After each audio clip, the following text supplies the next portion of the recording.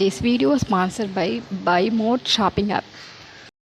Hi friends, இந்த வீடியோவில் நம்ம கார்த்திகை மாதம் பற்றி தான் பார்க்க போகிறோம். கார்த்திகை மாதம் கருமையான மேகங்களை கொண்டு அதிகளவு மழை பெய்யும் கார்காலம். காந்தல் பூக்கள் அதிகம் மலரும் மாதம். ஆதலால் இம்மாதம் கார்த்திகை என பெயர் பெற்றது. கார்த்திகை மாதத்தில் சிவலிங்கத்தை நெய்யினால் அபிஷேகம் செய்து வில்வம் மற்றும் மறிக்கொழுந்தால் அர்ச்சனை செய்து வழிபட்டால் குடும்பத்தில் மகிழ்ச்சி பொங்கும். விருச்சிக ராசியில் சூரியன் சஞ்சரிக்கும் இம்மாதத்தில் மனச்சேர்க்கை, உடல் சேர்க்கை, கர்ப்பதானம் ஆகியவற்றில் பிரச்சனைகள் வராது. எனவே கார்த்திகை மாதத்தை திருமண மாதம் என்றும் இந்து சாஸ்திரம் கூறுகிறது. கார்த்திகை மாதத்தில் நாள்தோறும் சூரிய உதித்தன் போது நீராடுபவர்கள் சகல புண்ணிய தீர்த்தங்களிலும் நீராடிய புண்ணிய பலன்களை அடைவார்கள். விஷ்ணு பகவானை கார்த்திகை மாதத்தில் புஷ்பங்களால் அர்ச்சித்து பூஜை செய்பவர்கள் தேவர்களும் அடைய அரிதான மோட்ச நிலையை அடைவார்கள். கார்த்திகை மாதத்தில் விஷ்ணு பகவானை துளசி இலையால் அர்ச்சனை செய்பவர்கள் பகவானுக்கு சமர்ப்பிக்கும் ஒவ்வொரு துளசி இலைக்கும் ஒவ்வொரு அஸ்வமேத யாகம் செய்த பலனை அடைவார்கள். கார்த்திகை மாதத்தில் விளக்கு தானம் செய்பவர்கள் பிரம்மஹத்தி முதலான தோஷங்களிலுமிருந்து விடுபடுவார்கள். கார்த்திகை மாதத்தில் மது, மாமிசம் முதலானவைகளை ஒழித்து விரதம் அனுஷ்டிப்பவர் சகல பாவங்களிலிருந்தும் விடுபட்டு விஷ்ணு பாதத்தை அடைவார்கள். கார்த்திகை மாதத்தில் மாமிச ஆகாரத்தை கைவிடாதவர்கள் புழு பூச்சிகளாய் பிறவி எடுப்பார்கள் என்று பத்ம புராணம் கூறுகிறது. முருகப்பெருமானுக்கு 2 நட்சத்திரங்கள் உகந்தவையாகும். ஒன்று விசாக நட்சத்திரமும் ஒன்று கார்த்திகை நட்சத்திரமும் தான். வைகாசி மாதம் விசாக நட்சத்திரத்தன்று பிறந்தவர் ஆகையால் விசாக நட்சத்திரம் முருக கடவுள் கூறிய சிவபெருமானின் நெற்றி கண்ணில் இருந்து தீப்பொறிகளாக தோன்றி சரவண பொய்கையில் குழந்தையாய் தவழ்ந்த முருகனை கார்த்திகை பெண்கள் எடுத்து வளர்த்ததால் கார்த்திகையும் முருகனுக்குரிய நட்சத்திரம் ஆயிற்று.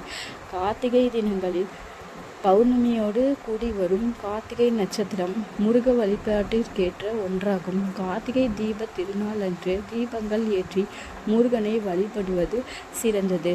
கார்த்திகை பௌர்ணமி அன்று பூமிக்கு மிக அருகில் சந்திரன் வருகிறது. அன்றைய தினம் சிவசக்தி சமேதர பூமிக்கு மிக அருகில் வந்து இறைவனும் இறைவியும் அருள் பாலிக்கின்றனர்.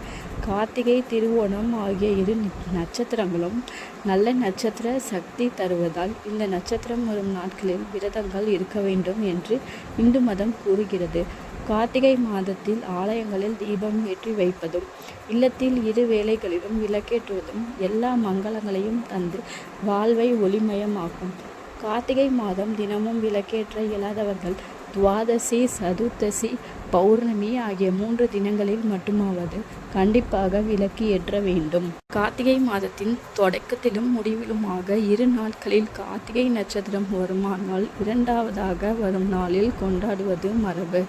கார்த்திகையில் முருகப்பெருமானுக்கு சந்தன அபிஷேகம் செய்து வழிபட்டால் குழந்தை பாக்கியம் கிடைக்கும். வெண்கலம் அல்லது வெள்ளி விளக்கில் நெய்யிட்டு தீப ஒளியுடன் வேதம் அறிந்த விற்பனவருக்கு தானம் அளித்தால் இல்லத்தில் தடைப்பட்ட சுப காரியங்கள் மகிழ்வுடன் நிறைவேறும். கார்த்திகை மாத முதல் நாளில் காவேரியில் நீராடினார். ஐப்பசி மாதத்தில் நீராடும் துலாஸ்தானம் பல இந்த ஒரே நாளில் பெற முடியும். கார்த்திகை பௌர்ணமி அன்று கிரிவலம் வருவது மிகவும் சிறப்பிக்கப்படுகிறது. கார்த்திகையில் கிரிவலம் வரும்போது மழை பெய்ய நேரிட்டால் அந்த மலையில் நனைந்தால் தேவர்களின் ஆசி கிட்டும். திருவண்ணாமலையை கார்த்திகை பௌர்ணமி அன்று தேவர்களும் ரிஷிகளும் முனிவர்களும் வலம் வந்திருக்கிறார்கள். இந்திரன், வருணன், வாயு, குபேரன், யமன் ஆகியோரும் வலம் வந்திருக்கிறார்கள். மகாவிஷ்ணு மகாலட்சுமியுடன் வலம் வந்திருப்பதாக புராணங்கள் கூறுகின்றன. கார்த்திகை மாதத்தில் ஏகாதசி கடத்தினால் துளசி தேவியை மகாவிஷ்ணு மணந்ததாக புராணம் சொல்கிறது. மகாவிஷ்ணு நெல்லி மரமாக தோன்றியவர் என்பதால் கார்த்திகை ஏகாதசி அன்று துளசி செடியுடன் நெல்லி மரத்தடியில் பூஜை செய்ய வேண்டும். நெல்லி மரம் இல்லாத பட்சத்தில் வீட்டில் உள்ள துளசி மாடத்தில் நெல்லி மரத்தின் ஒரு சிறிய கிளையை வைத்து பூஜித்து துளசி கல்யாணம் செய்தால் திருமணமாகாத பெண்களுக்கு விரைவில் திருமணம் நடைபெறும். கார்த்திகை ஞாயிறு மிகவும் போற்றப்படுகிறது. இதனால் யமவாதனை, யமபயம் நீங்கும்.